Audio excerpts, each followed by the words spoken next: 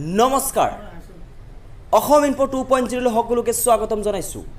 Assam info 2.0 দৰ্শকসকলক দিবলৈ ওলাইছে এটি গুৰুত্বপূৰ্ণ খবৰ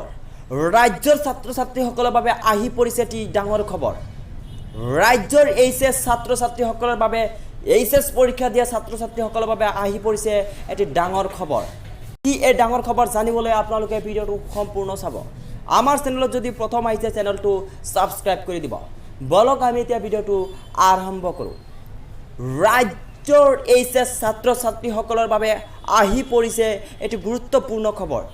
যিসকল ছাত্ৰ-ছাত্ৰীয়ে এবাৰ এইচএছ পৰীক্ষা দিছে তেওঁলোকৰ বাবে আহি পৰিছে এই মুহূৰ্তৰ এটি ডাঙৰ খবৰ তেওঁলোকৰ কেতিয়া ঘোষণা কৰা হ'ব এইচএছ পৰীক্ষাৰ ৰিজাল্ট এইচএছ পৰীক্ষাৰ ৰিজাল্টৰ সন্দৰ্ভত আসাম হায়াৰ ছেকেণ্ডাৰী এডুকেশ্যন কাউন্সিলৰ পৰা এতিয়ালৈকে কোনো ধৰণৰ মন্তব্য প্ৰকাশ কৰা নাই কিন্তু শীতজোৰত ঘোষণা হ'ব পাৰে এইচএছ পৰীক্ষাৰ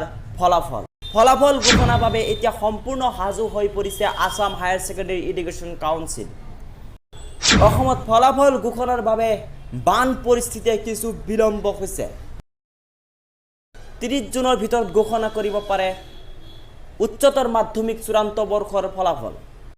কিন্তু সেই বিষয়ে এতিয়ালৈকে অসমৰ শিক্ষামন্ত্ৰীয়ে কোনো ধৰণৰ ৰাজহুৱা মন্তব্য কৰা নাই যেতিয়া মন্তব্য কৰে আমি লগলগ এইখন চেনেলত আপলোড দিম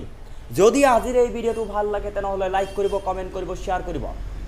আৰু আমাৰ চেনেলত যদি নতুন আহিছে তেনেহলে আমাৰ চেনেলটো সাবস্ক্ৰাইব কৰি দিব ধন্যবাদ